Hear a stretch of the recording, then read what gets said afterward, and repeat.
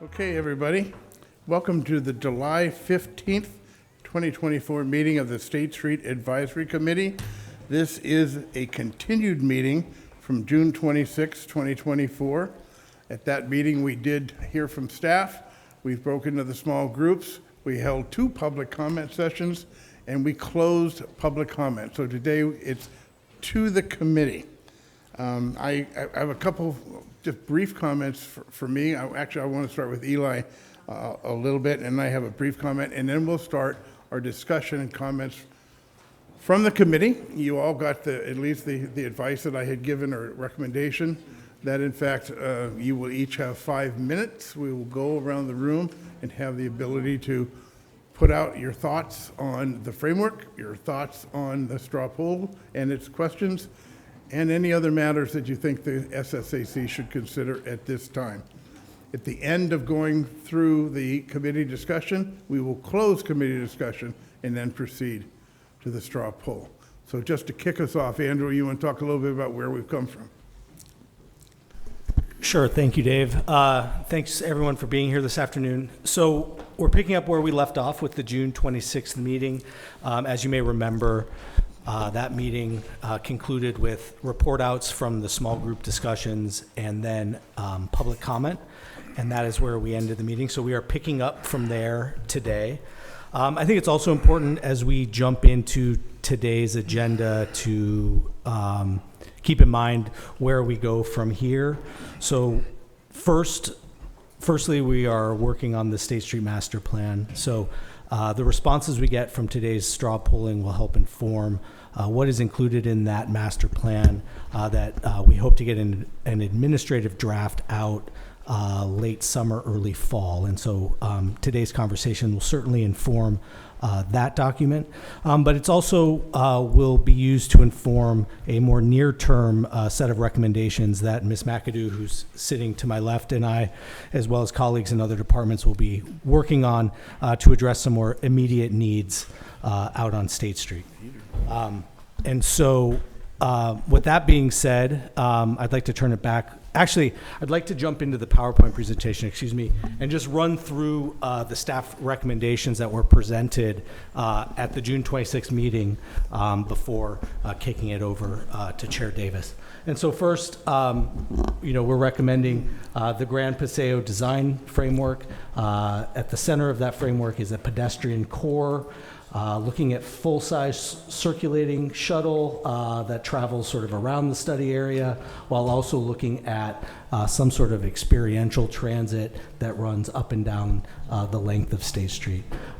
Staff is recommending a primary gateway at the 400 block. At the 400 block, we're looking at separated spaces for all modes at all times with enhanced sidewalks, two-way vehicular traffic, and bicycle paths. Then shifting up to the 5 through 900 blocks, staff recommends no private vehicles allowed. On the 5 and 6 and 900 blocks, pedestrians, bikes, and that sort of experiential microtransit would be allowed, with the 7 and 800 blocks really focusing primarily on the pedestrian experience and creating a space for programming and events.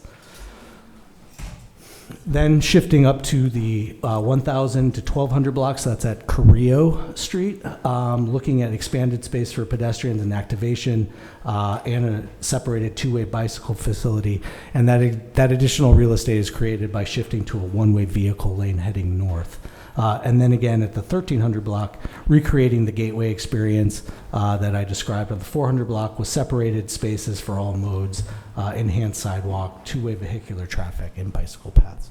So that was the recommendation that was put forward on the 26th. And so the questions that will be covered for straw poll responses will speak to those recommendations. Great, thank you, Eli. I just want to start with just a comment. And last meeting I talked about how much public engagement we really had received. And again, I just want to thank the public. From that meeting to now, we continued to receive absolutely strong public engagement through letters and phone calls in that regard. But I also just wanted to give a personal opinion, being somebody who was a staff person for a very long time. Staff presented, and we'll learn what you think of it, a very thoughtful framework for the beginning of the discussions of the development of the administrative draft plan to go out to the public.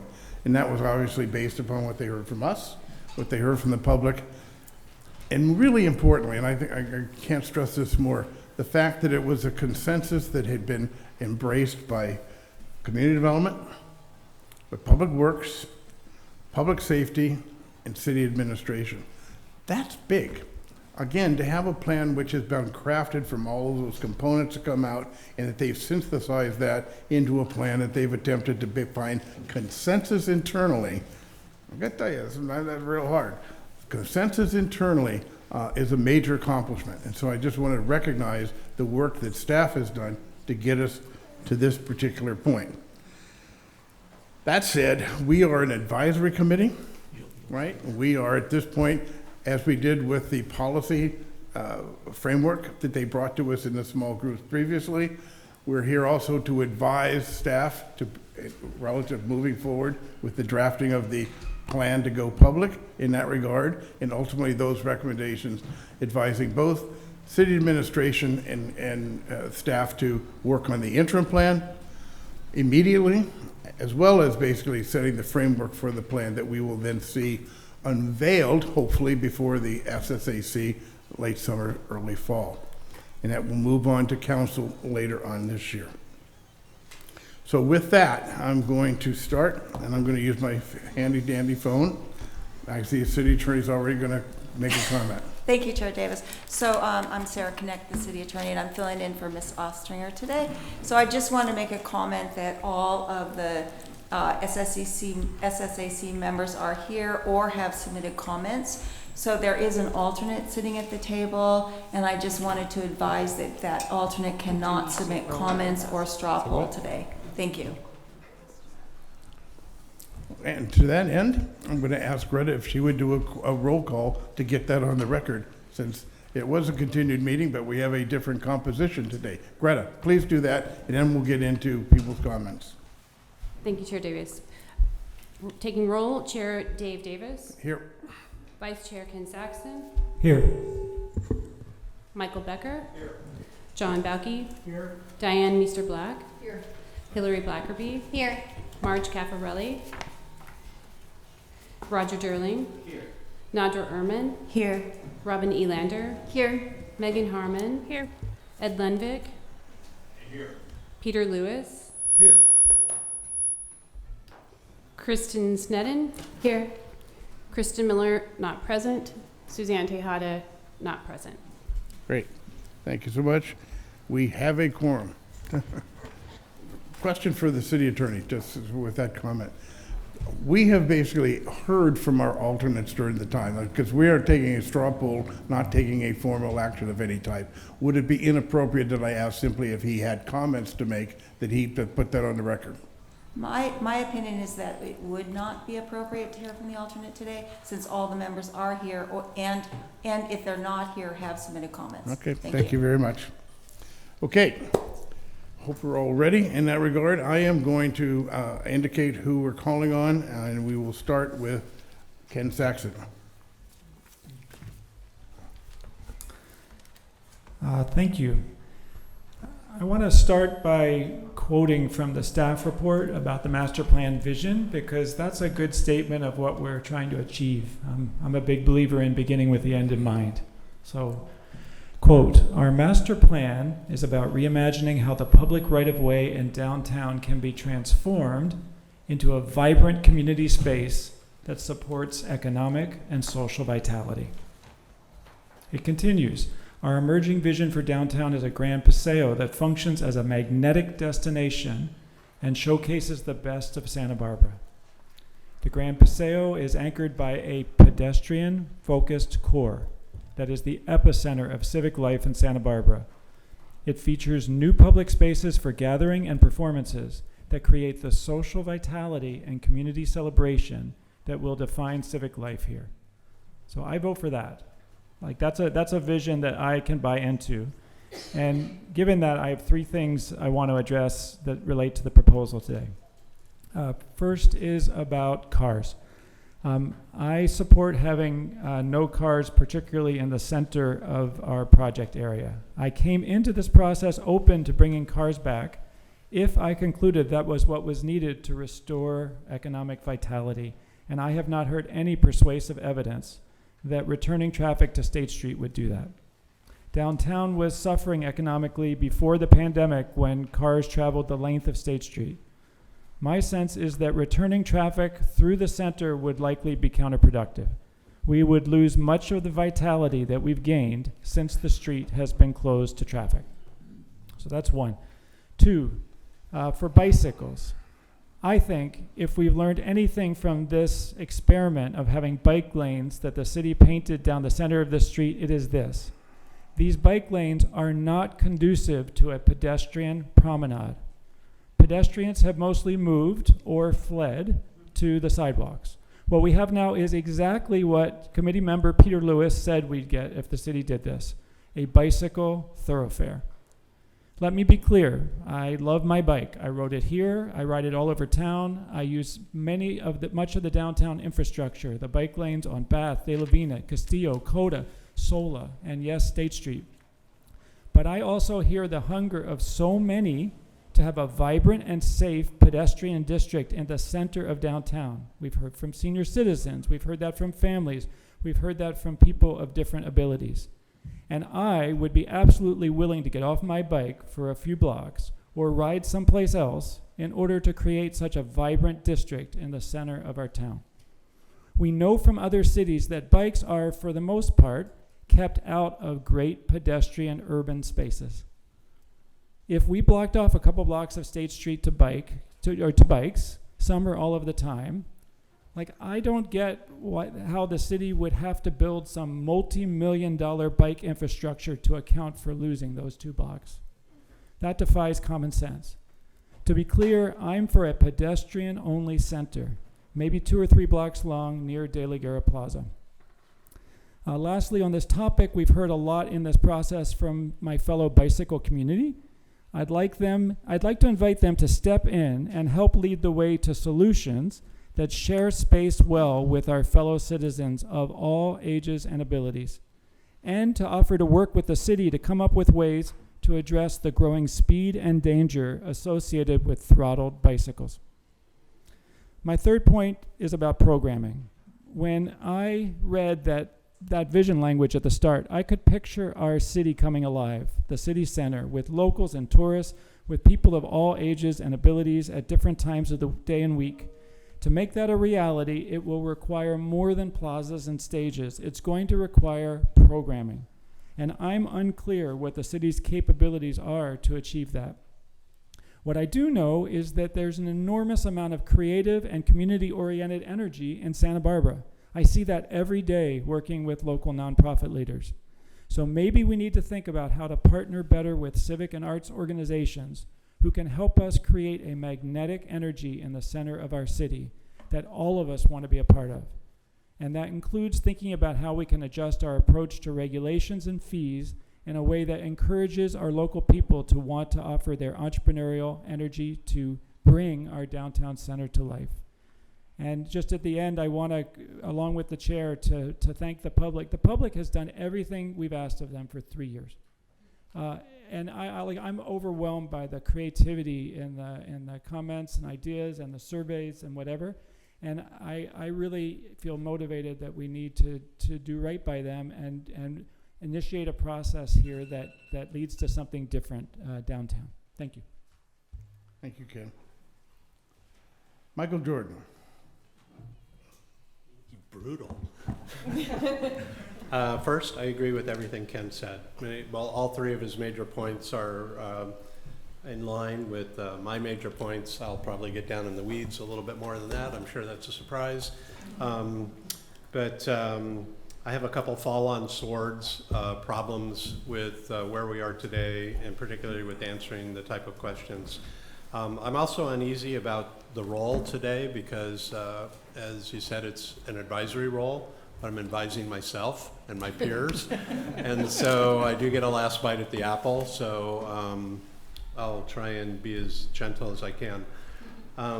Under no situation do I see a continuation of bicycles and pedestrians in the same place, period. You would have to build a 6-foot chain link fence, putting the bicycles in one place. I just don't see, I have not seen anybody come up with a solution that makes it acceptable. It's exactly like Ken said, we have now people on the sidewalks, but we've driven them back on the sidewalks. They would love to be out in the thing formerly called the street.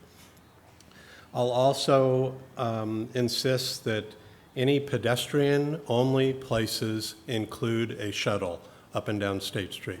I've heard internally that there's a reason that if we put a shuttle somewhere, that we also have to have bicycles. I'm going to insist upon seeing citations for that reason, policy manuals for that reason, and work on changing that if we have to.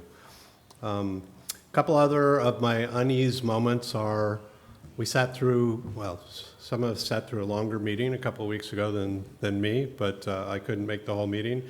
But there's a 50-page document that I think is the only outcome from that meeting. I have not seen anything on what the groups brought back, what public comment brought back, whether it was considered, whether it was not considered, and the reasons why.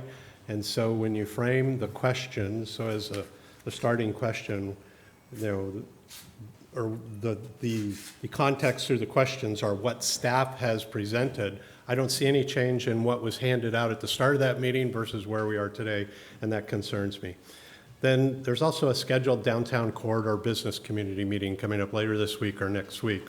And I have been very supportive of making this group the clearinghouse before it gets to City Council for final consideration. And I'm concerned that there will be input at that meeting that will sort of bypass that and shouldn't have. And I don't want to say let's have another meeting, but I'm uncomfortable about that process taking place. And then as the questions are framed, I literally have to say no to like 7 out of 9 of the questions because the devil's in the details. Either they don't hit my fall on the sword, defend to the day that we're not going to have bikes and pedestrians in the same place.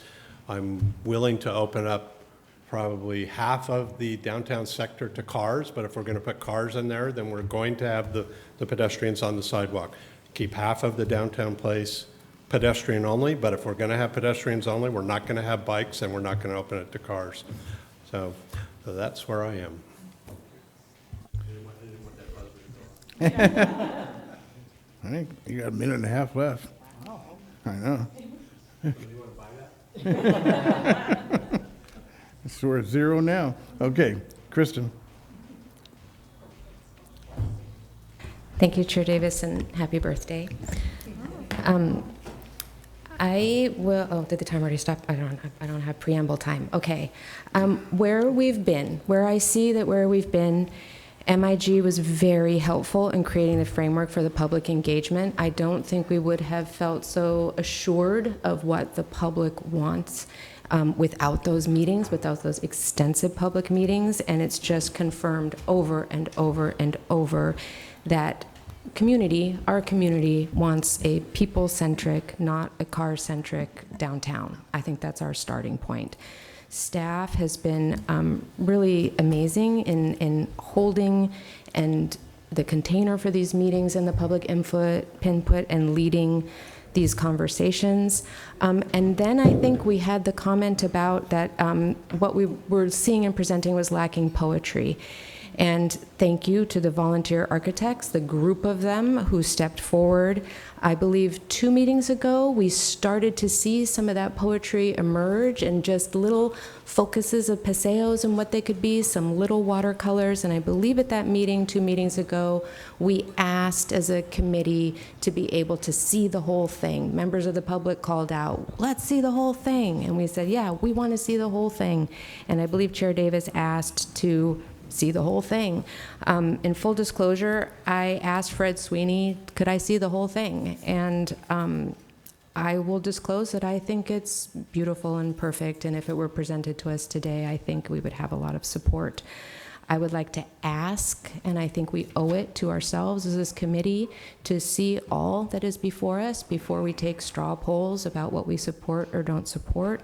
I would like to see the full written document, the outcome from the small groups. There was so much good work in there. The snippets we could see and could input on, you could really see this framework taking shape.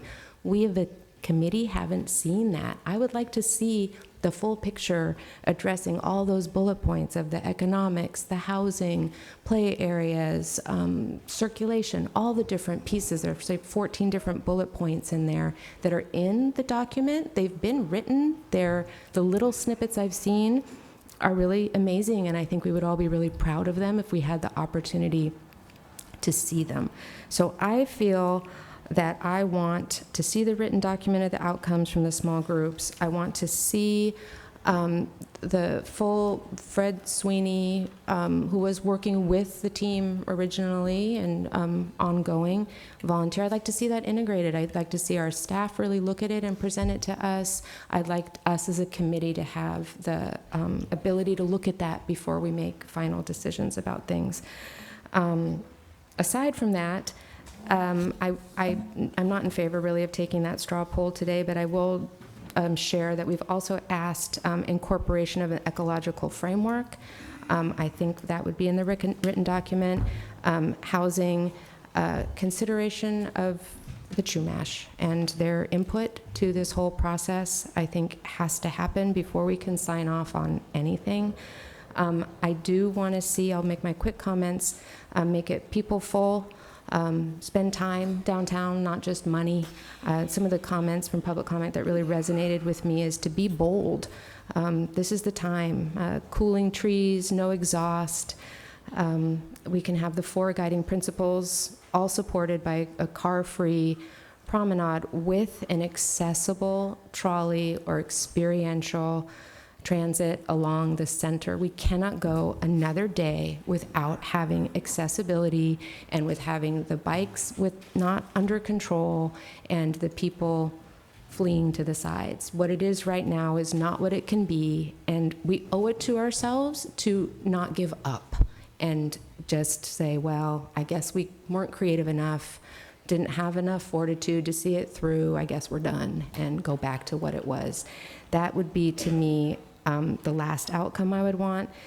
So in addition, the Grand Paseo, walkable, flexible, flat, and fun. Yes, if there's bollards along all those blocks, we don't have to decide today which blocks are pedestrian only. But I feel committed that at least 2 blocks need to be pedestrian only. And maybe that's on the weekends, maybe that's in the days. Okay, I'm sorry, yeah. I love the small, experientially oriented, low intensity transit. Yes, amplify the paseos. I love the districts and identities. I think I would prefer Spanish names to those. The 400, 500, 600 block, widening the sidewalks. That's really where the energy is. Let's not kill that energy. Let's support it, move it forward, have no bikes, and I can leave it there because I'd prefer not to take the straw poll today. Thank you. Megan. Thank you. Just handing off the baby there. Thank you so much. So, well, I'll start by saying I think Councilmember Snedden and I get to the same place, which is we can't give up on this really transformative, amazing, beautiful idea for our city, which is the State Street Promenade. I share that wholeheartedly. I will say I do come at it from a little bit of a different perspective as it pertains to what we're talking about here today. These questions, to me, are actually step 1 in the process of developing a larger master plan.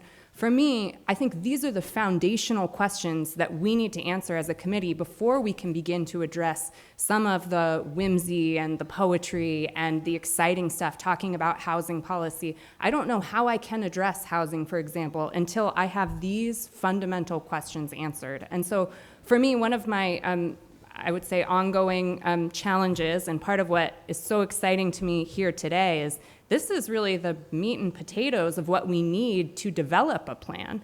And I agree Mr. Sweeney's work is absolutely beautiful, but I don't see its relevance to us as a committee until we identify the answer to these specific questions. Once these questions are answered that really are, what is this promenade? What street is it going to be on? What is it going to have on the street? I don't see how any watercolor or drawing or even the narrative written by our staff is really going to make a difference to me. These are the fundamental questions that need to be answered. So I strongly support moving forward to getting them answered. To me, this is, all the other stuff is predicated on these decisions, not the other way around. So that's sort of where I'm at. I think it's important that we address that. And these, by the way, are also some of the questions that are most controversial amongst the people that sort of have differing opinions about how this promenade should look. And so I think if we're talking about what is critical for us to keep this effort moving forward, these decisions are the most critical today. I think if we come out of this meeting, whether we go another week or not, I don't know, but if we end up saying we're not going to take a vote, to me, that would really stymie the effort of keeping this moving forward. And so I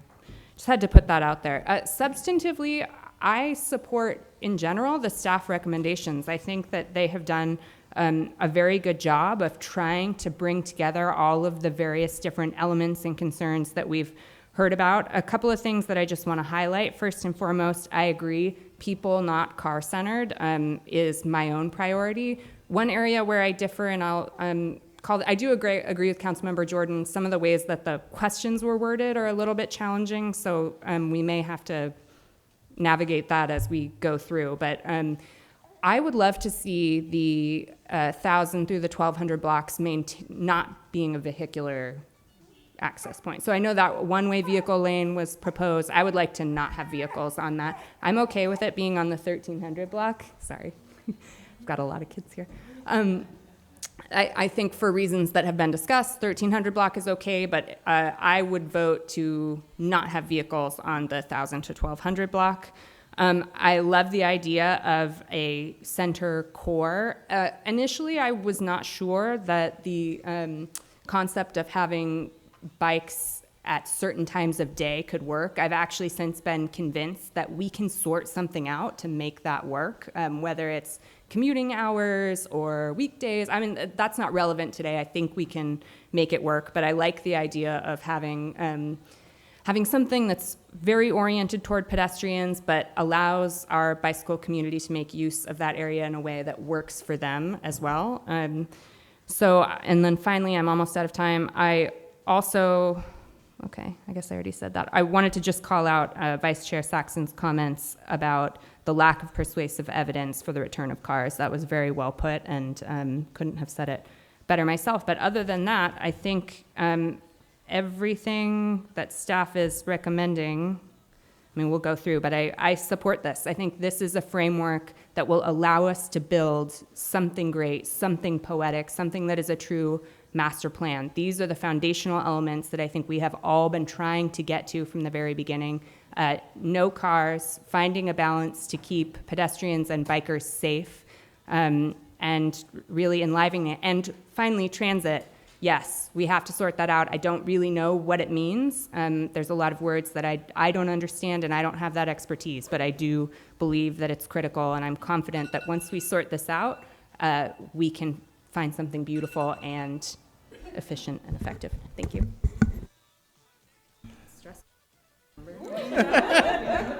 You're the only one who's going to get to see that. I can just see the seconds tick, and I'm like, I can't think while I'm looking at it. Nader, I won't do that to you. You're up.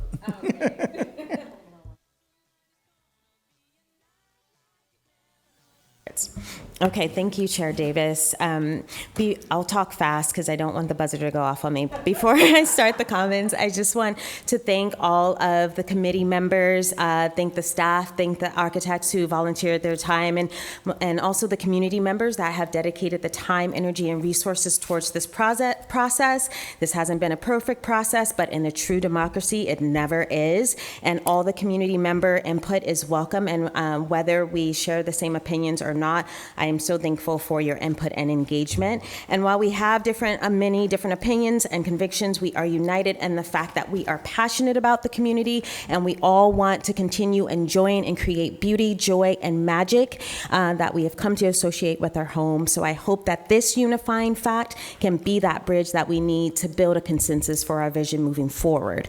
Taking a bird's eye view of this plan and keeping in mind that this vision is for the next 30 or more years, there are also things that we want to consider, like the city's bike master plan, the pedestrian master plan, the Vision Zero initiative to eliminate traffic fatalities by 2030. As a representative of the Community Environmental Council, I'm also thinking about the city and the county's climate action plan and the goal of carbon neutrality by 2035. Also, California's climate goals of reducing greenhouse gases by 85% by 2045. In addition to this, we have to balance housing needs, economic support for local businesses, and safety. When thinking about all of these things, I support a pedestrian core of the flat and flexible design from the 500 to the 1200 block, allowing for the 400 and the 1300 block open to two-way traffic for easier access for first responders. I support that this is being the 500 to 1200 being open to cyclists and pedestrians with design elements and reinforcements to limit cyclist speed. There is also, this is based on the original community survey and the overwhelming amount of public comment and support of keeping this area closed to cars. I support breaking up the Paseos into 3 districts, but renaming the De La Guerra district or zone, because from the war it seems to outdated and conflicting with the energy we want to create. Thank you, Member Blackerby, for that. For that thought. I also support the shuttle microtransit pedicab program. However, again, to our committee transportation expert, there has to be intentionality around this purpose. Is it for leisure? Is it for reliable transportation? How many people are going to be served? The time that the routes are going to take, the accessibility requirements will dictate what kind of transit will actually be possible, and we need to get specific about what exactly can be done in that area. I support the landscape elements of the tree canopy and the heights to signal the zone, the different zone spaces, and just moving slightly away from the design. The discussion around housing, economic development, business owner support, wayfinding, and details on sustainable design are crucial to the success for this vision, and I hope that we are given the time and energy that those processes deserve to be part of this process. Thank you again for everyone. Thank you again for staff for putting this together, and I look forward to moving toward the next phase of the process. Thank you, Nadra. And you have 2 minutes more. Okay. You know, for ease of things, I'm going to continue this way and go over here to Roger. Roger, you're on. Oh, dear. You should have expected that. Turn on the microphone. I hate to be a Debbie Downer over here, but I need to express my frustration. We joined this committee 3 years ago, and I joined the members here who are all incredibly talented and visionary people, and we have never been allowed to have an open discussion about our ideas and exchanging ideas and exchanging visions. We've had 3 years of presentations upon presentations, which we should have been doing on our own, and just being here prepared to discuss and talk. I'm grateful to the staff and the process, but it has been, from my end, it has been incredibly frustrating. I have been here for 3 years. I stuck it out, but I have finally have to speak. I hear the words being used about master plan, transformational, visionary, magnetic, being bold, and everything that I have been seeing, that have been presented, doesn't fit that. This is not visionary. This is cosmetic changes that we're talking about. Just know that this is really hard for me to speak up this way. I'm very shy, but I feel very, very frustrated. I feel that the city deserves better. Years from now, you know, we we're going to be judged by what we did. And right now, this is lacking. And it's not visionary, it's not bold. Sitting around deciding about, lanes and all this stuff, that is just cosmetic. And it's not visionary, gang. I hope that at some point we can use this committee the way that it should have been used, to discuss big ideas and big plans and how we envision Santa Barbara in the future. That's all I have to say. Good, thank you, Roger. Hold the applause. Peter, thank you for showing up, man. So I think, ironically, what Roger just expressed, there's a bit of that in me. And I think anybody who engages in a public process is going to be bound to experience that. And so all of us have experienced that to some element. And so I do concur the process has felt more like a public works project than a design or strategy bold project. And but there certainly has been tremendously amount of effort by a lot of good people with a lot of earnest efforts. And so I don't think it's in vain, but I think it demonstrates the frustration that can come from too much process. And Santa Barbara,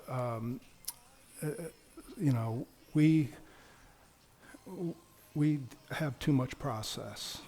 So this 3 years kind of reflects it, and the Brown Act kind of handcuffs us from having appropriate open discussion that Roger probably wants and many of us want, that we can't bring to the public's view in the way and fashion we'd like. And that's why those small committees were particularly helpful, and Kristen's right.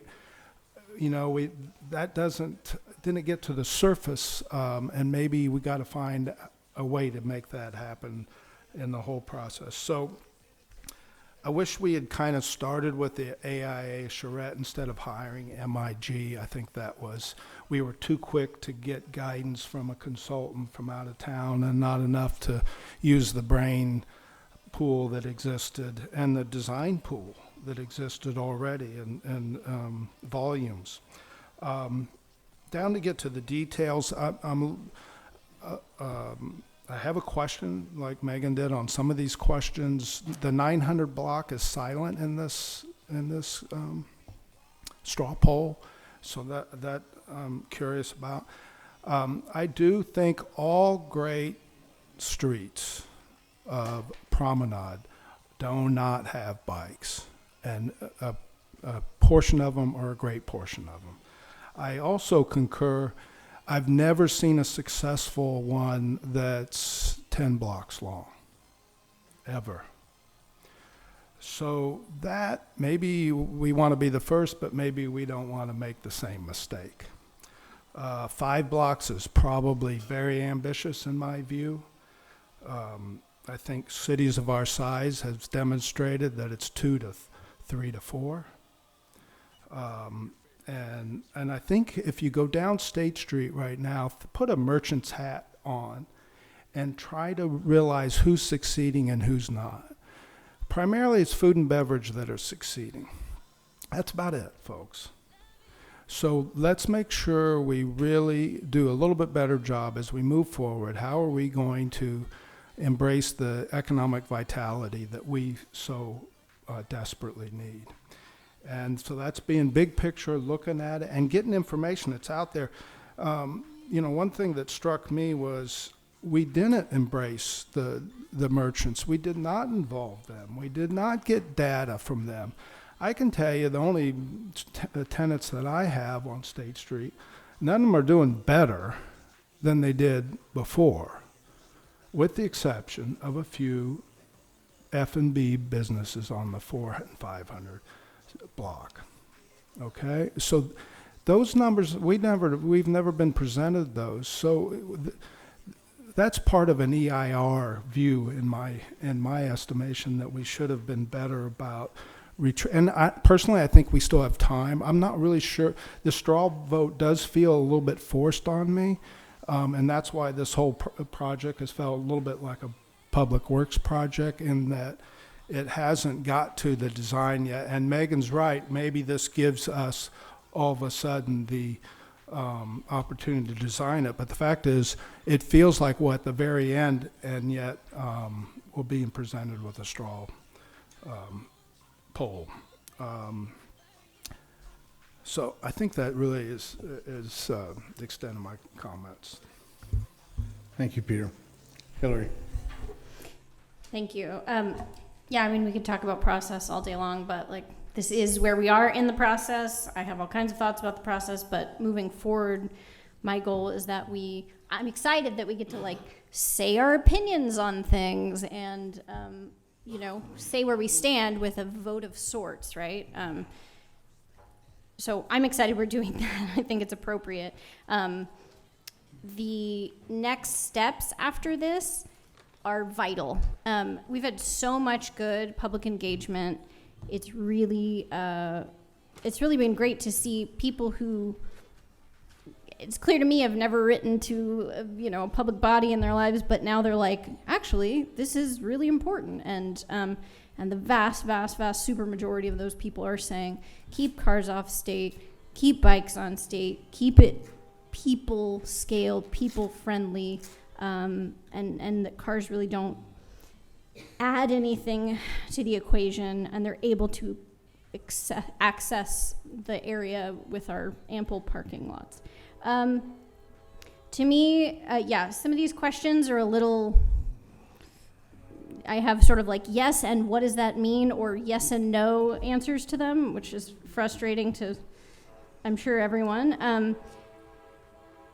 Vision Zero has to be front of mind. I've been on the Transportation Circulation Committee for like an obscene number of years, like 14 years or something, and it has become part of my DNA to think about Vision Zero. You can't forget about it once you've paid attention to it for a long time, and cars do not support the Vision Zero concept. We have to have them in other parts of the city. I get it, but we really don't have to have them here. And that's what I'm hearing overwhelmingly from people who now enjoy our downtown in ways that they weren't able to. I support most of the things that have been proposed, but I agree that the sort of condition laid out for the 500 and 600 blocks should also be 900 through. It is funny, 900's not mentioned. They pay somebody off. What happened? They're like, leave us alone. No, the 900 block to 1200 block should be that same condition as proposed for 500 and 600 block. You can engineer it to have it be safe with bikes and pedestrians, not mixing like they are now, but in their own facilities. It's not that hard of an engineering thing to do. You can do it with textures to slow people down. It's been done. It is possible. And we are a bike city, platinum, whatever the heck, from Legal American Bicyclists, and I don't want to lose that. And I don't want to lose people being able to get around in a way that is, sustainable and more fun, frankly. The section in the middle that's sort of pedestrian focused, plaza focused, I think it's vital that bikes be allowed at times. And the reason being, if you have an area of even 1 block, but 2 blocks as proposed, where it's like, under no circumstances may you bike through this. And every time you come up to the edge and there's no one there, guess what? You've lost the trust. You've broken the trust of that person, that community member. They're gonna go, come on. And they're gonna bike right through 24 hours a day. So to me, allowing it to happen when there's not an activation, or maybe it's time of day, and again, we don't, like Megan said, we don't have to figure that out now, but I think that's vital that we still let people through. Again, when I bike on State Street early in the morning, there's people biking, there's a lot of people biking. There's not a lot of people tooling around, even on the sidewalks or in the middle of the street. So I think that's important. The transit piece, we can't just yada, yada, yada our way through transit, guys. And that's what's been happening. I appreciate the conversation that there's a circulator, that's a real thing on real streets. Pedicabs, those are real. I think they're great.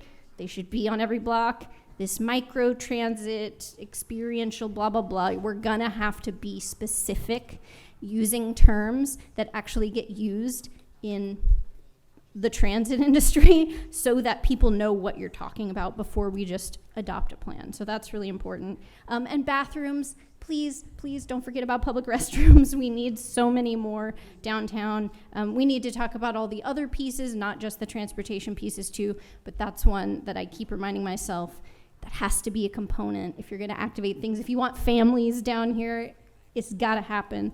And if you want, frankly, public health to be safe, it's vital. So I hope that the next phase of outreach is in the same robust way that it was before, and not just, okay, we did this, we just straw poll, and then it goes to council, and then it's done, because people deserve to kind of wrap it up with us, I think. Thanks.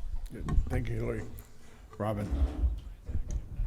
First of all, thank you everyone for so much beautiful passion that you're putting into this project, because our community really deserves a special outcome, and I think we're going to find it. Today, though, I realize that we're asked to vote on something that I feel like is only partially there, and as we're all talking about this, I think I most resonate with Councilmember Snedden's comments so far, but also many of the folks here, is that there's a significant amount of work that's been put into the written plan that really needs to accompany that, and I wish we were voting on that together, because what I'm being asked to vote on in these different elements, it just doesn't feel like I have enough information to really know how it's all going to come together. And more so that our community doesn't know what all is in there. And also, particularly, the business community, while they have participated in this to some degree, they really have only begun to find out what all is in this design, because we've just shown it to the public in the last meeting. We do have that meeting coming up on the 22nd, which I think will do a great job in really explaining that. But I think this plan or this design that is put out there represents a significant compromise of the diverse stakeholders and interests. But with all of that said, it's a compromise that some parts may not work well together, and it's I feel like it's giving lip service to the diverse facets of our community that need to be heard and should be listened to, but I don't know yet that they work well together. For instance, there's a need, I think, for a full-scale shuttle to go through the whole center of the project, but how does that actually work?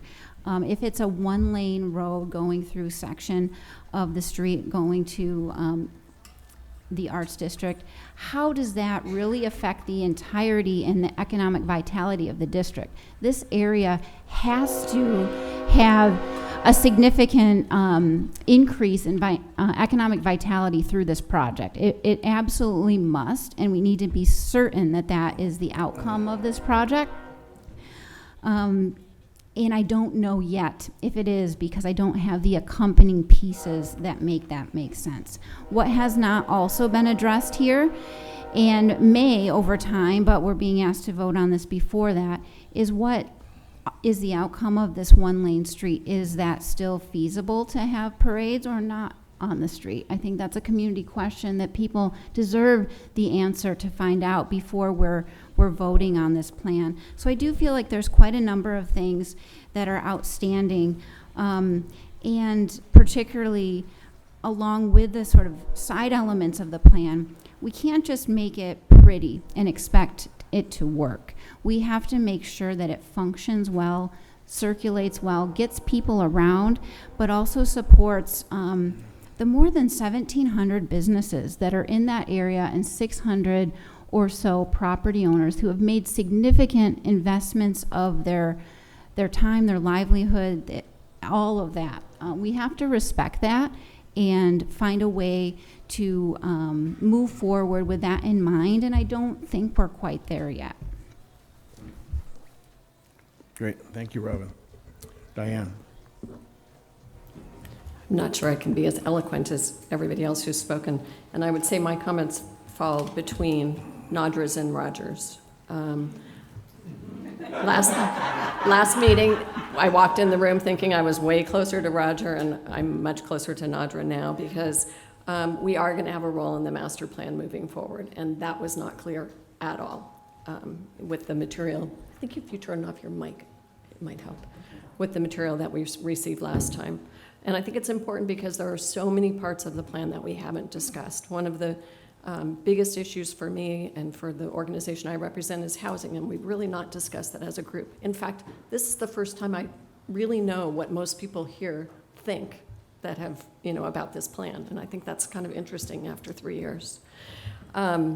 I really appreciate the public comment that we've received, and I'm struck by people who love the promenade and people who don't like the promenade. And we really don't have a promenade. So we have a closed street. And when people say, well, people aren't walking in the middle of the street, well, that's because we have a closed street with bike paths on it. And why would you expect people would walk in the middle of that street? So I think we need to think about what this will look like, not measure it on what we have today. Generally, I support a car-free State Street with well-controlled, and when I say well-controlled, I don't mean bike paths going down a certain area and excluding everybody else, but well-controlled bikes, especially e-bikes. I think a shuttle might help with that. If a shuttle and bikes are sharing the same space, that could really help slow things down. But I think like limiting bikes in the central district is a good idea. I don't think eliminating them is a good idea, but I think limiting them when it's really an activated area is pretty key. I will reluctantly accept two-way traffic on the 400 block. I'm going to go a little bit block by block now, but I don't get why putting one-way cars from Carrillo up through the Granada and beyond is going to help anything. People still have to drive downtown or get there some other way. If they drive, they're not parking on State Street, guys. They're parking in parking lots and they're parking in parking garages. The same ones they're going to park in whether State Street is open or not. And I don't know of many people who used to drive to State Street that would drive and park and then repark. They park somewhere, they go wherever they're going to go, and then they get back in their cars and they go home. So I don't get why driving down State Street or up State Street is an important part of this plan.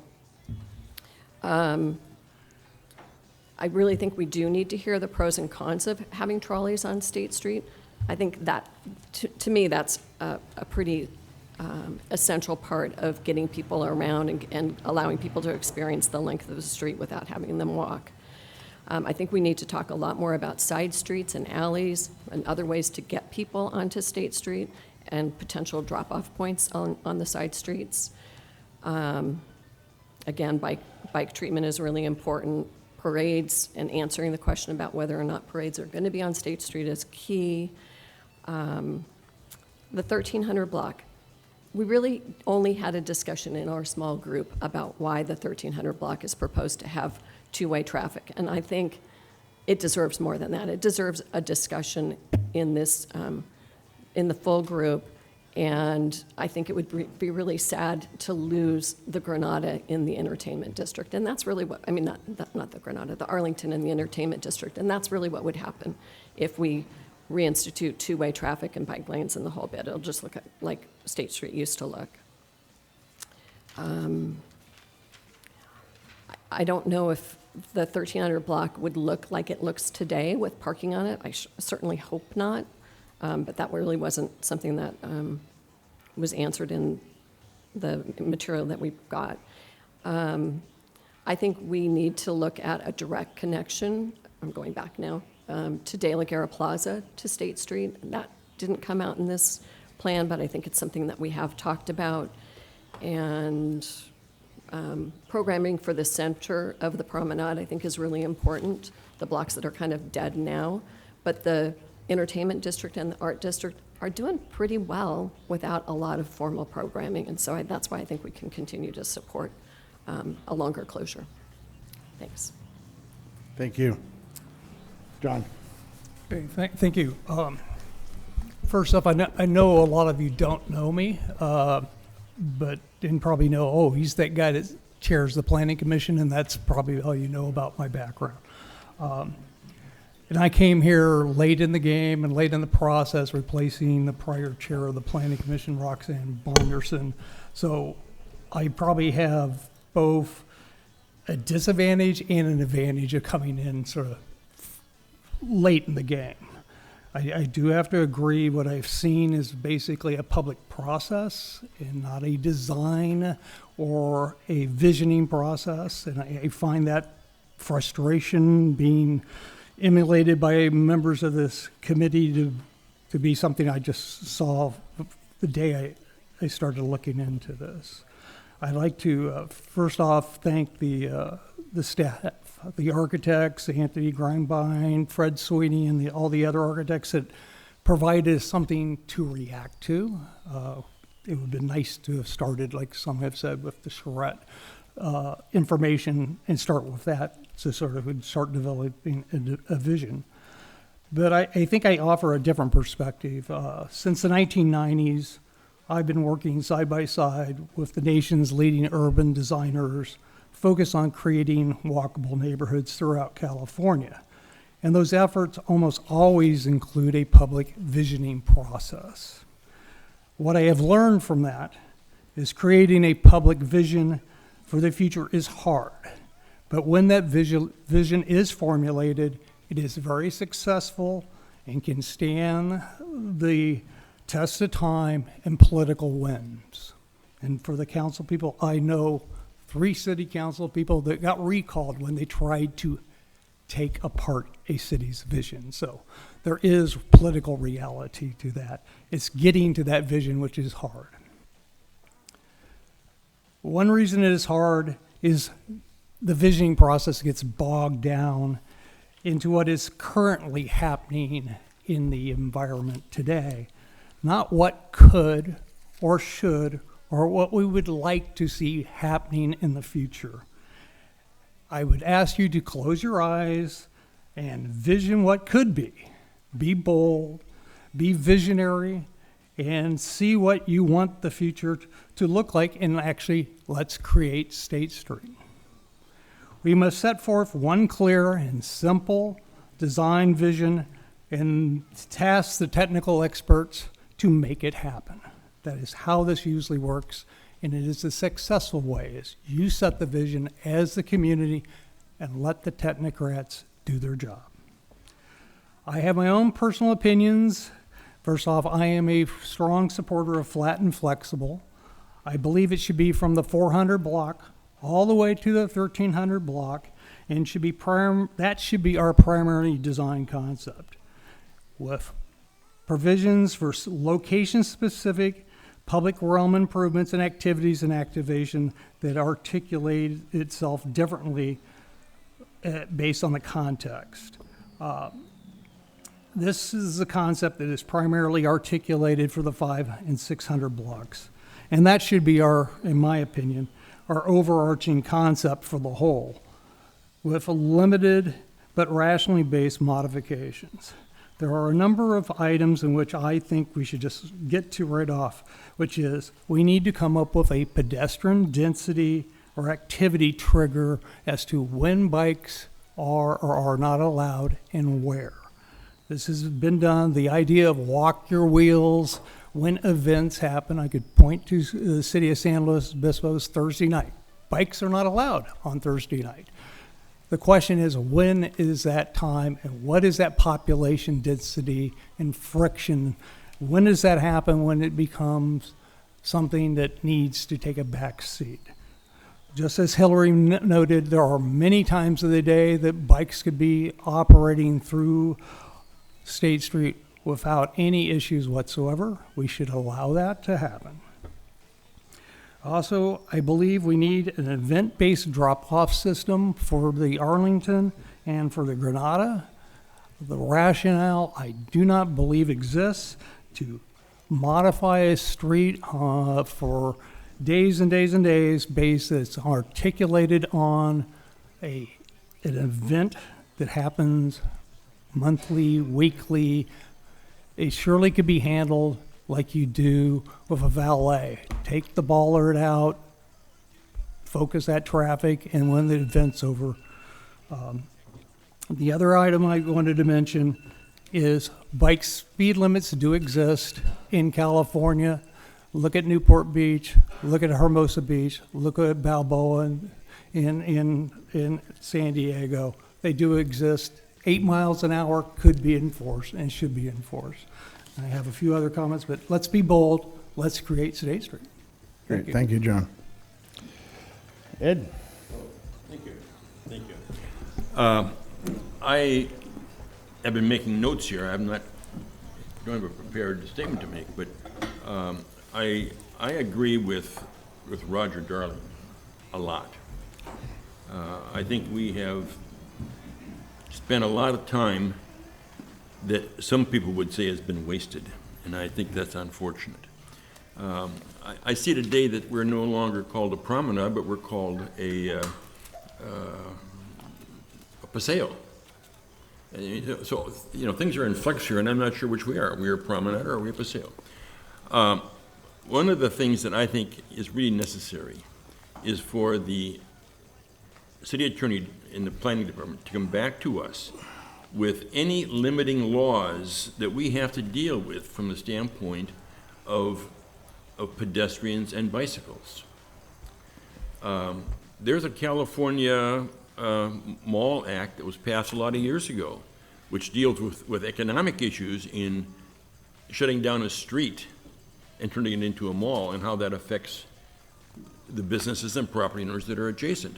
I don't think any discussion has been had on what the real laws are that affect us. For instance, I came across a law the other day in which, and again, it may not affect us, but it says if you have bicycles and pedestrians and you have a sidewalk adjacent, that pedestrians are not allowed in the bicycle corridor. Now, there are other laws like that I ran across. None of them may apply. None of them may apply to a charter city, whatever. But I think, for instance, you talk about flat and flexible and bicycles running up and down the streets. Does that mean the blind handicapped person is going to be put at risk because they happen to want to cross a street? I don't know.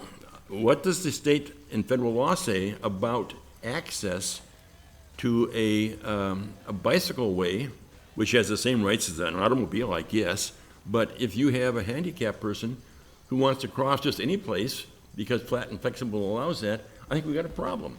So I think before we go a lot further down the road, we need to have our planning department and our legal department tell us what we are going to have to deal with from the standpoint of planning for a promenade or a paseo. It really concerns me about how we get ourselves all wrapped up in bikes. And I look at the SOLA bike paseo, crosstown bike paseo, which millions upon millions of dollars has been spent on. And I drive through that area quite often, and for the life of me, in the last 6 months, I don't think I've seen a bike on that paseo. Not a bike, not one lousy bike. Early in the morning, late at night, whatever. And it concerns me that we're going to go down a path here and spend a ton of money, if we can get a bond measure passed, and not have a really usable promenade or paseo. It concerns me a lot. Also, what concerns me here is our on page 2 of our report last week is the feedback received during this meeting will inform the administrative draft master plan that will be posted for a 3-month public review period this summer. Are we going to assume that a pretty picture plan is going to be developed out of our recommendations here, going to be posted for 3 months, and we're going to come back then and have been to ABR and Landmarks and Planning Commission and whatever, and wrangle again over an imperfect plan prepared by volunteers who are giving their time for free to come up with a scheme? I mean, this is bizarre, really bizarre, guys. I think that we talk about vitality and the cars going away. You know, the 1300 block, I was up there last night eating at a restaurant, and I walk in, it's dusk or whatever. You know, there are a couple bikes in their bike path. There are a couple cars going up and down. It's beautifully paved. I want to compliment the Public Works Department or the Planning Department or whoever did that. It is a well done. You know, it happens to have parking on the side, which we probably don't need. Thank you. I could talk for another 10 minutes, guys. I really could. I agree with Roger a lot about this, and we got problems. We really got problems. And if we pass on this thing, we're going to have problems for a lot of years. Thank you, Ed. So I get to make the last comments here, and I'm going to start the timer for myself. Michael won't. Thank you for that. City attorney said he cannot do it. You know what I was going to do, though? I was going to have him pass me his notes, and I could put it in the record. Don't think we don't know how to do that. Okay, so I am hitting start for myself. Okay, thank you all for your comments. This committee basically wasn't formed thinking how it would form, how you have 17 disparate views, et cetera, so we can go into the process and what failed or whatever. And boy, people look at me and say, why didn't you put it together, Dave? Because I didn't have anything to do with it. I'm just another volunteer here, guys. Starting at the top, right, as I always said, right, I said I'd carry Hal's vision forward. And I'm going to do this constructively best I can, right? Hal's plan, we needed downtown to have a sense of place. We needed a sense of history. We needed a sense of celebration, right? I've carried that forward. And I was hoping that by this point in the process, we'd have a fully developed draft plan addressing land use, housing, mobility, homelessness, economic development, etc. That was the plan. But we didn't get it. And a lot of the frustration is that we don't have this process ended up fragmenting. We did a little policy back there, we're doing a little mobility today, but nobody's bringing together. We should have basically just called time out. Let the professionals draft the plan and bring it back, and we can get into all the items that people have talked about. But unfortunately, looking at Hal's vision, I can't find it in the words that have been developed to date. I can't see it in the drawings of the pictures that have been developed to date. And personally, I'm disappointed that we're at this particular point. That said, it's been 3 years, and this community deserves something from us relative to moving the process forward. Oh, say, Diane, I think you said we don't have a promenade. Well, we have a street, and we have a promenade as words, but we don't have either in State Street, and it is basically the dilemma that we're dealing with today. I believe a lot like Michael does, Jordan, right? I think there are two distinct districts for me. Lower district being pedestrian-oriented, and the upper district being cars, shuttles, and bikes. And the reason it's there is Peter's comment. I don't think we're ready to close everything forever at this point. Personally, I believe if in fact it's successful in the 5 or 6 blocks that we would do down below, it will grow over time in the visionary aspect into the future. I think they'll want it. We had that when we did the mall as it is today. We started up above and then blocks down below all said, we went in. You might not have been here. Old Town said, we don't want anything to do with that till we did it. And then he said, bring us in, right? So I think it can grow. But I like the idea of pedestrian moment down here, cars and whatever up here.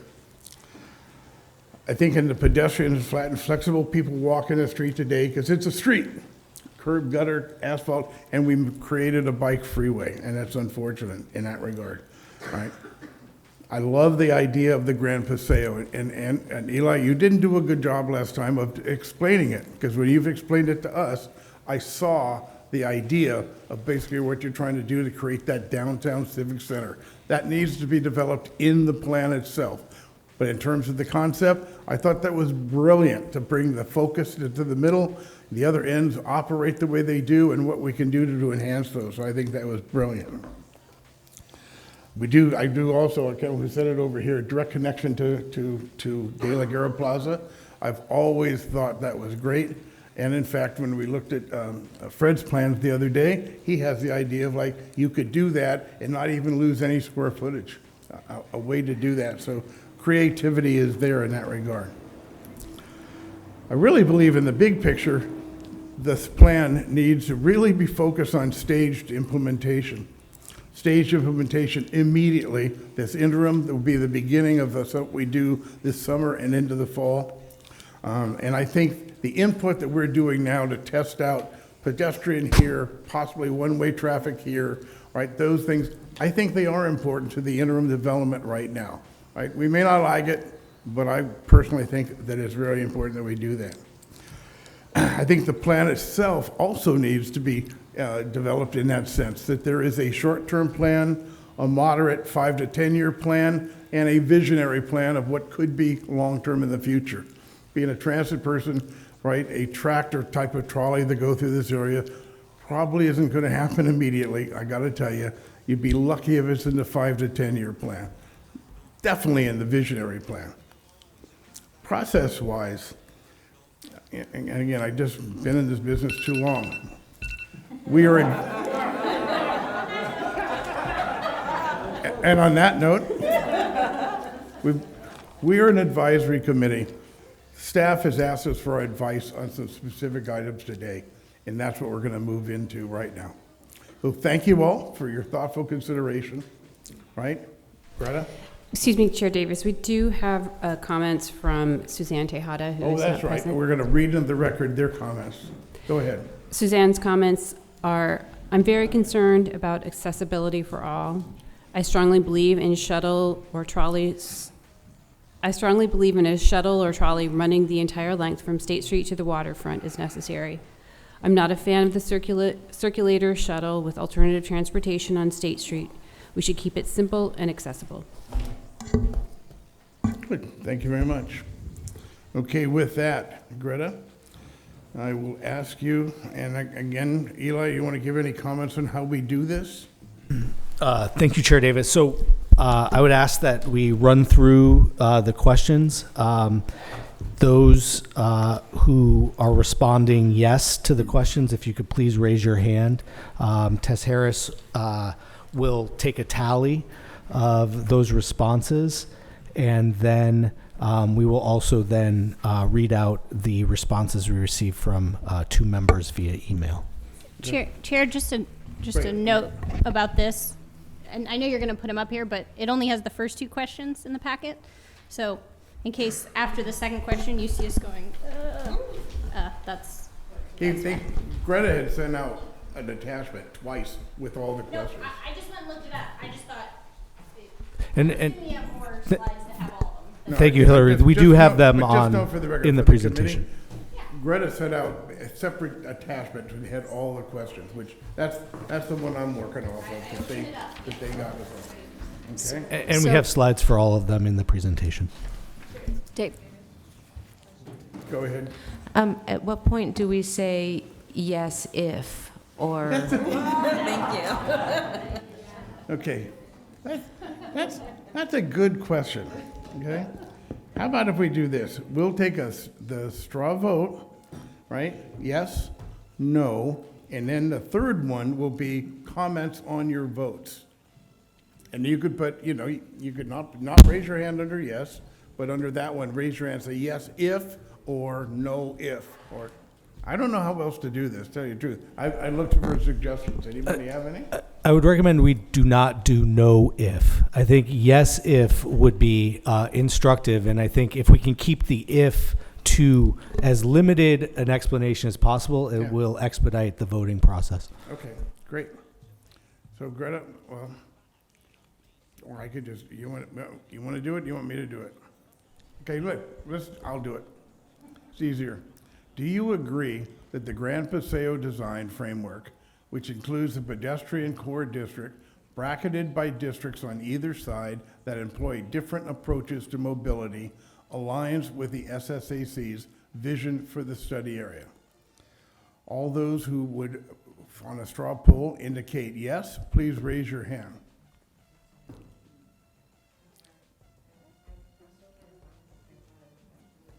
Here. It's right up there. And if we're a yes, if we It's wait, up on the board, right here, Kristen. Dave, if we're a yes, if we don't vote yes. Say again? If we're a yes, if, No, That's there'll after. be a third one. Okay, here we go. The yeses?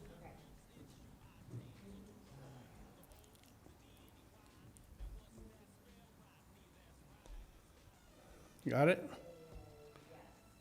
I'd count them. Don't try to get by the names. Just count. No?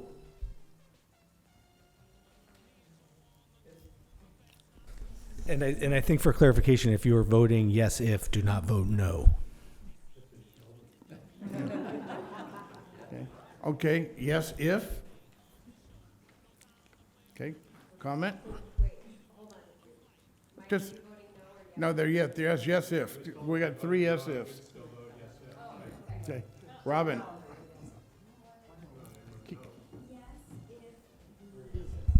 Yes, if there's a consideration of a larger trolley instead of or in addition to the microtransit options on all of State Street as it, well, I'll just stop there. That's probably enough. Michael? Go, Michael. Go, Mike. Go, Mike. Come on, these are straw votes. Don't dawdle. I'm interested in not talking about 3 districts, but talking about 2 districts for the mobility section. So you combine all of those into 3 districts, and that question, the overlap issues. Diane? yes, if you delete that employ different approaches to mobility and include shuttles. Kristen, you want to give a comment? Go ahead. Please, just I'm sorry, I think I might abstain from this whole process because okay, that's fine.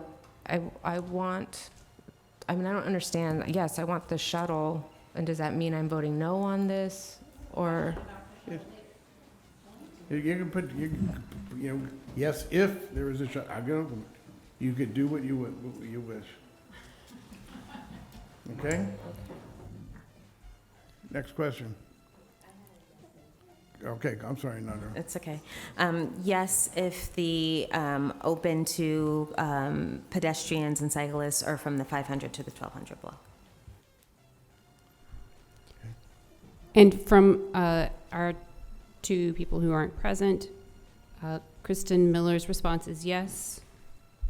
Suzanne Tejada's response is yes. Thank you.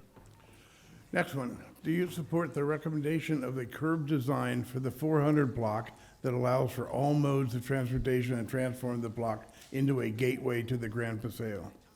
All those who support that say yes, raise your hand. Oops. Keep. Chris, I don't think it's a straw vote.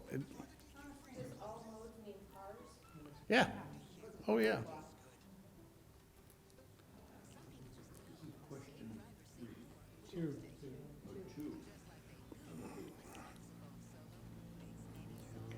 Just count. I'm telling you, just count. Don't try to get the names down at this point. Okay? Anybody opposed? Here you go, John, thank you. Anybody, yes, if? Okay, next question, Greta. And we do have 2 votes from people who are not present. Kristen Miller's response is yes. Suzanne Tejada's response is yes, 400 block curbed. Great. Next question, straw poll. Should the 400 block include physical features or a monumentation to signal arrival to the district? All those in favor say yes.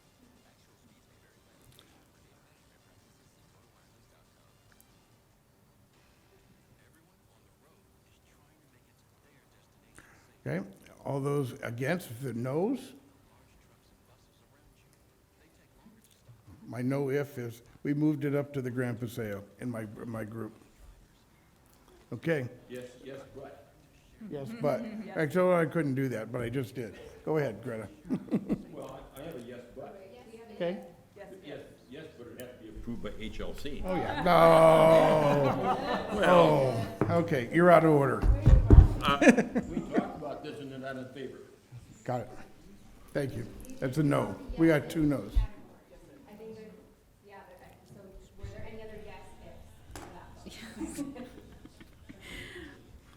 My yes if is relatively simple, but I don't want it to be just a sense of arrival to start at the 500 block. It needs to be a space that also welcomes people to stay and linger and spend time in the 400 block, as well as a sense of arrival for the entirety of the district. Yep.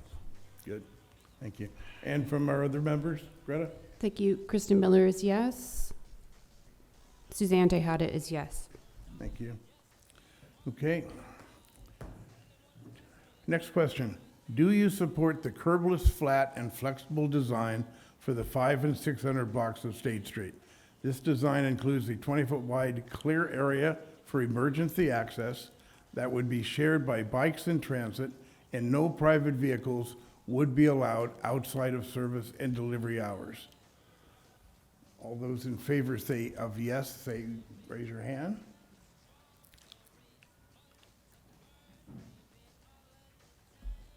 Okay, got it. Got it, Tess? Okay. All those are no?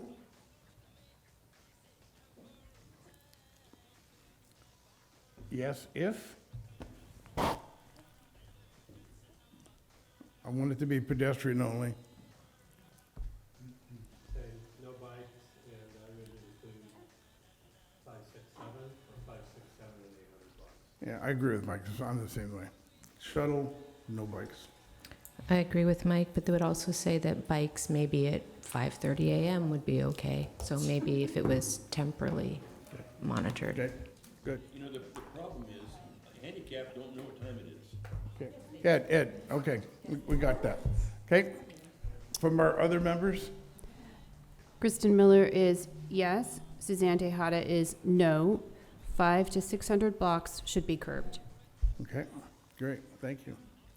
Okay, next question.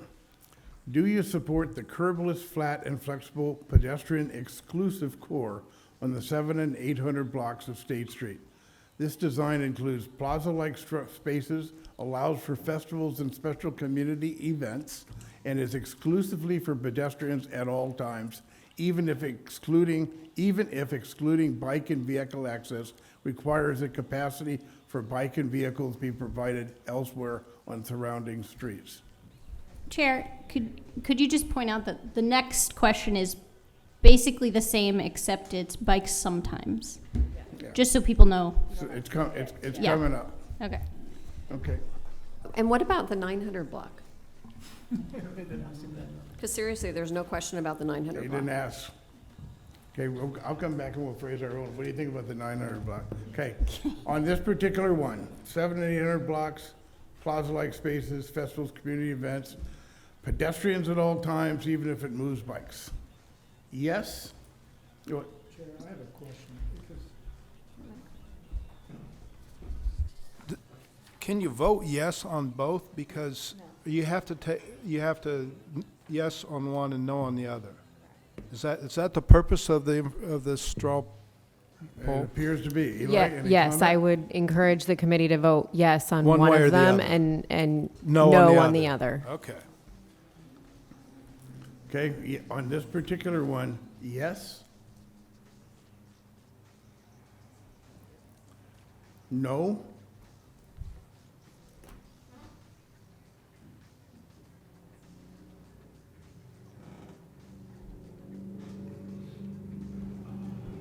So just to clarify, there are some members that did not vote yes or no. We're gonna, well, let's okay. get to the yes and Okay. no if. Any ifs? Okay, Ken? I would support this if it would have to come with a massive plan and investment for redesign and programming. that covers most of the day. Michael? If it was more again, it has to be the 500, 600, and 700, and/or maybe the 800. Okay, got that. Greta? Kristen Miller's response is yes. Suzanne Tejada's response is yes. I believe the only pedestrian area should be 700 to 800 blocks at De La Guerra and at Paseo Nuevo, with the exception of a shuttle or trolley. Great. Next question. Just, if I could just interrupt, I think that we are missing at least 1 or 2 votes on a couple of these questions, so. Tess, it's okay. Okay. We'll move All right. on. It's okay. Okay, this is not a vote to move into the world. Do you support the curbless, flat, and flexible, primarily pedestrian core in the 800 blocks of State Street? This design includes plaza-like spaces, allows for festivals and special community events, and is exclusively for pedestrians during special events, days of the week with high pedestrian traffic, and during peak seasons, weekends and/or summers. This time-based solution to create an exclusively pedestrian core may not require the bicycle reroute. All those yes, raise your hand.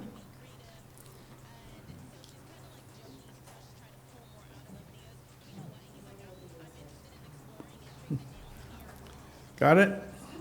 Okay, any no's?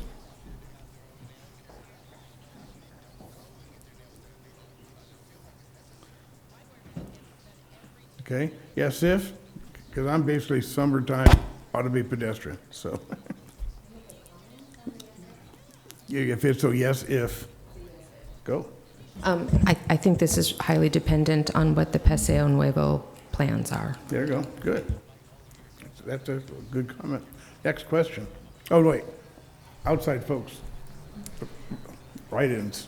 Krista Miller is no. The Grand Paseo should be exclusively for pedestrians and patrons, and patrons should walk their bikes through this area. Suzanne Tejada is yes, 700 to 800 blocks curbless. Okay, moving on. Do you support a curved design for the 1,000 to 1,200 blocks of State Street that reintroduces cars and private vehicles to State Street at Carrillo Street?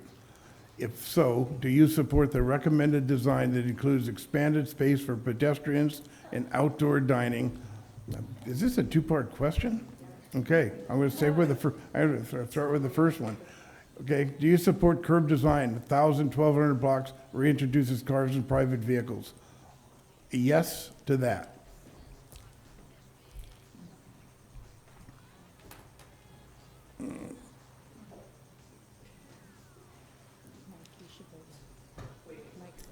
Okay, got it? No to this.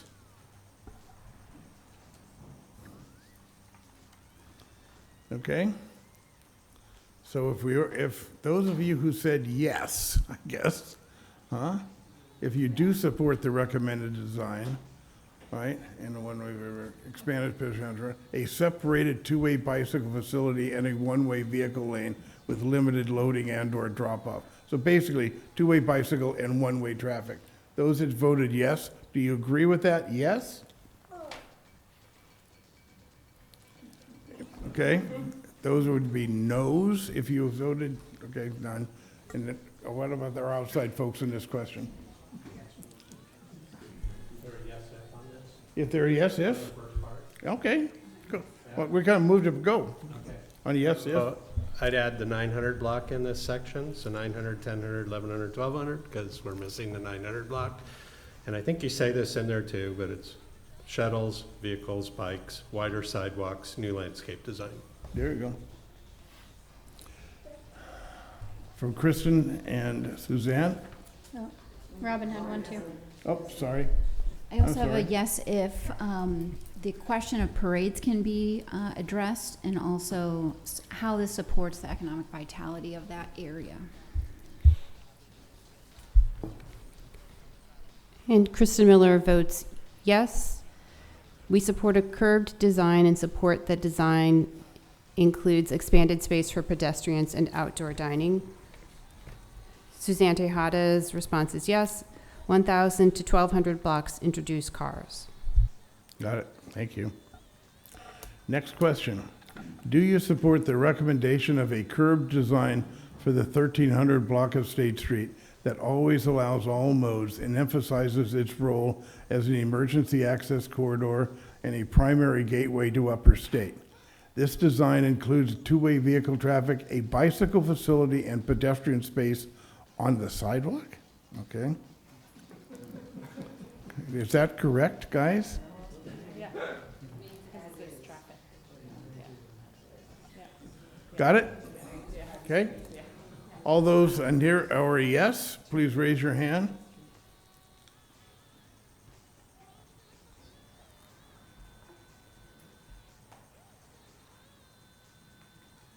Got it?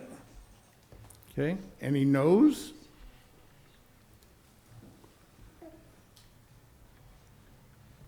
Great, thank you. Any yes-ifs? Michael? You're good at this, man. I told you. So whatever the 900, 1,000, 1,100, 1,200 is, I think it should just extend to the 1,300. Any no-ifs? Sorry. Okay. Next question. And Tell me when we get to the end, because I don't have the sheet. Let's, Oh, yeah, I'm sorry. Thank you. Kristen Miller responds yes. Suzanne Tejada responds yes. 1,300 curbed design, all modes. Okay. This is the last question, correct? Do you support a transit option connecting the Grand Paseo to the waterfront that includes a full-size circulator shuttle, primarily travels on Anacapa and Chapala Street, and is supplemented by a pedicab program or micro-transit on State Street? All yeses, raise your hand.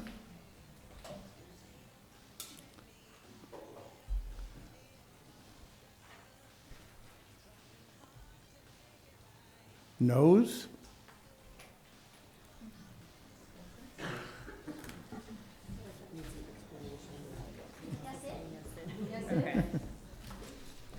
Okay.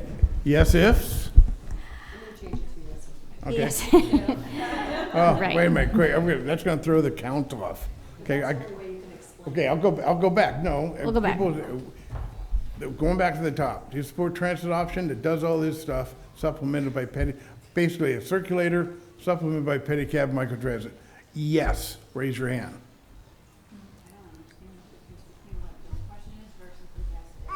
Yeah, we would be a lot of yes ifs. Okay? No's. No no's. Okay, everybody, yes ifs. Hillary.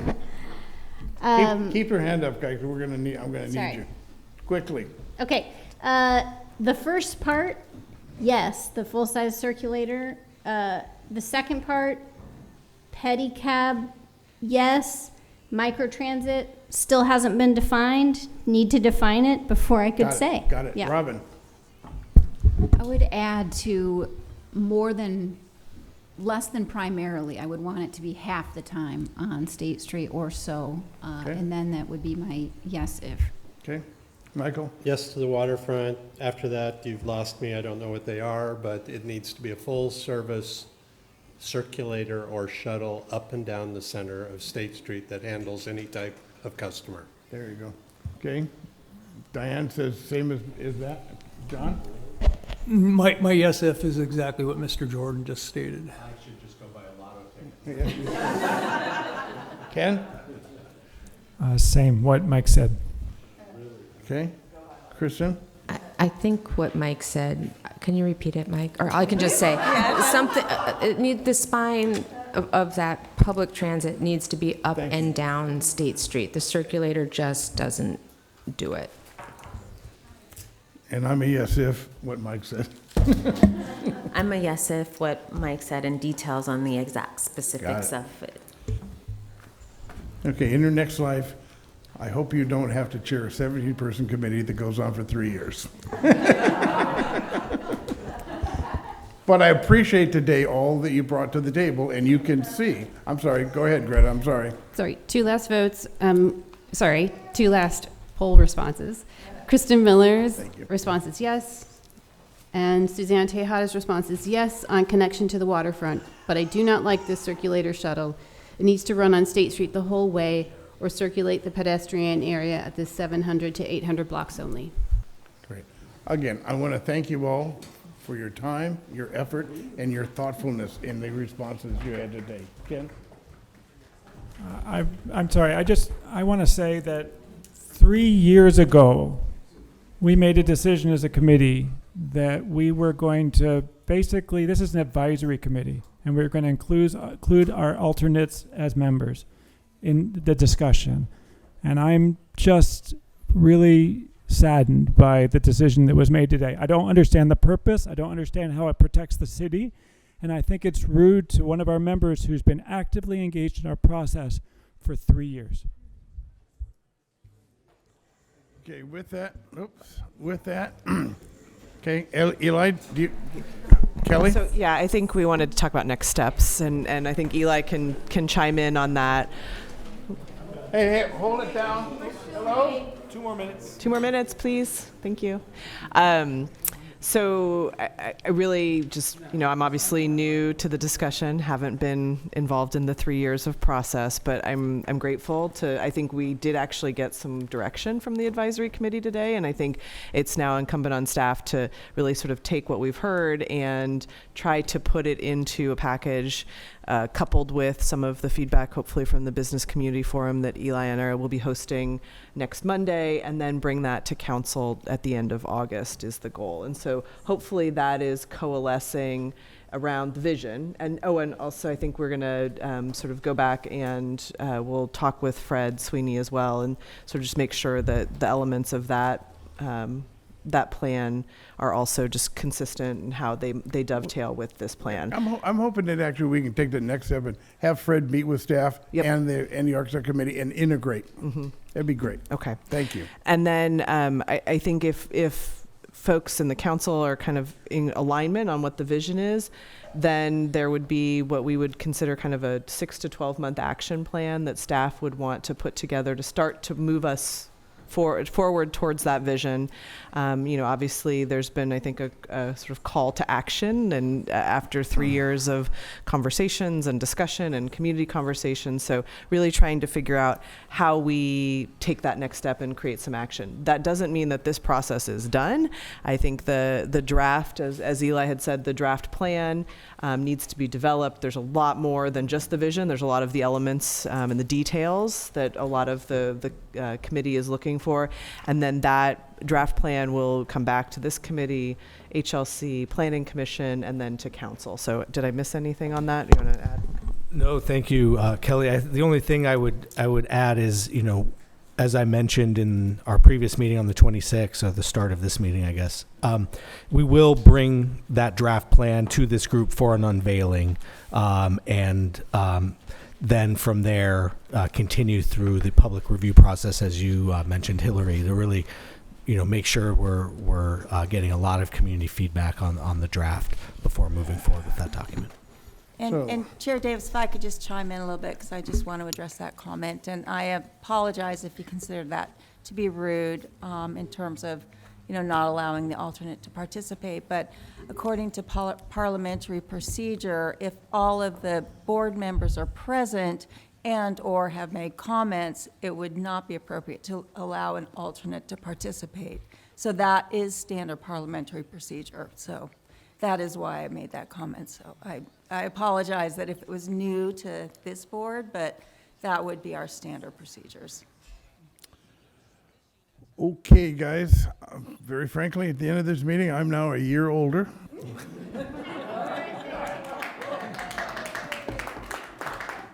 So I'm about to go out and celebrate that with my wife, so. Can we sing? Yeah, you can sing. Happy birthday to you. Happy birthday to you. Happy birthday, dear Dave. Happy birthday to you.